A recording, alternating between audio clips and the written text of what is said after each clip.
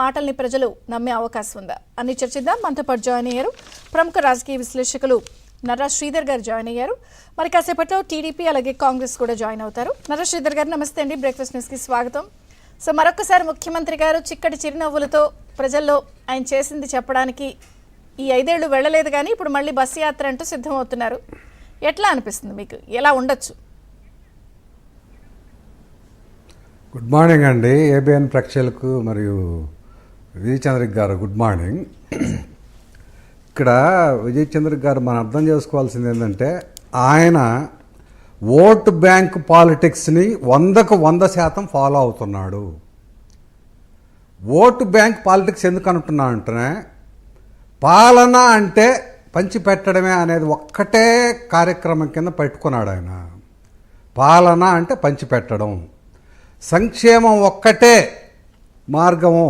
సంక్షేమం కూడా ఏంటి, పంచిపెట్టడమే, వేరే రకమైన సంక్షేమం ఏం లేదు. ఇంకా డబ్బులు ఇప్పుడు బటన్ నొక్కడంలో బ్రాండ్ అంబాసిడర్ కింద వెళ్ళిపోయి 272 సార్లు నేను బటన్ నొక్కాను, మీరు 2 సార్లు నొక్కండి, ఒకటి అసెంబ్లీకి 2 పార్లమెంట్కి, 2 బటన్లు నొక్కండి, 2 బటన్లు ఒకేసారి నొక్కండి, అదేం ఇబ్బంది ఏమి లేదు. 272 సార్లు నేను నొక్కాను కదా, 2 సార్లు మీకు నొక్కడానికి ఇబ్బంది ఏంది అని ఓపెన్గానే అడుగుతున్నాడు.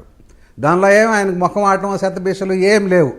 అభివృద్ధి చేయలేదని కానీ, పెట్టుబడులను ఆకర్షించలేదని కానీ, మౌలిక వసతుల కల్పనలో ఏమాత్రం చేయలేదని కానీ, ఉద్యోగ కల్పనలో ఎటువంటి పురోగతి చేపట్టలేదని కానీ, పరిపాలన ఏమాత్రం పట్టించుకోకపోవడం కానీ, ఎక్కడైనా ఏ ప్రాంతానికి వచ్చినా కూడా బటన్ నొక్కడం ఒకటే కార్యక్రమం తప్పితే, అక్కడ ఆ జిల్లాలో ఆ ప్రాంతానికి వచ్చినప్పుడు ఆ జిల్లా అఫీషియల్స్తో ఒక్క రివ్యూ మీటింగ్ అన్ని డిపార్ట్మెంట్లు. జనరల్గా ఏ ముఖ్యమంత్రి అయినా ఒక జిల్లాకు వచ్చినప్పుడు ఆ జిల్లా యంత్రాంగంతో ఇండోర్ మీటింగు, అఫీషియల్స్ తోటి మీటింగ్ ఉంటుంది, ప్రతి సబ్జెక్ట్ మీద రివ్యూ ఉంటుంది.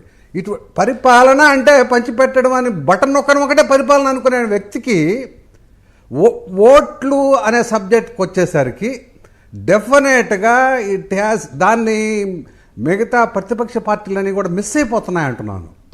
మిస్ అయిపోతున్నాయి ఎందుకంటున్నానంటే, అభివృద్ధి సంక్షేమానికి సమసుఖంగా పాటించాలి. అభివృద్ధి ఒకవైపున, సంక్షేమం ఒకవైపున, 2 కళ్ళ సిద్ధాంతంతో తెలుగుదేశం పార్టీ గతంలో 2014-19లో జరిగినటువంటి అభివృద్ధి కావచ్చు, సంక్షేమం కావచ్చు, అభివృద్ధి ఏం చేసామనేది చెప్పుకోవడం ఒక ఎత్తు అయితే, సంక్షేమం కూడా 2014-19లో సంక్షేమం ఎంత అందించాము.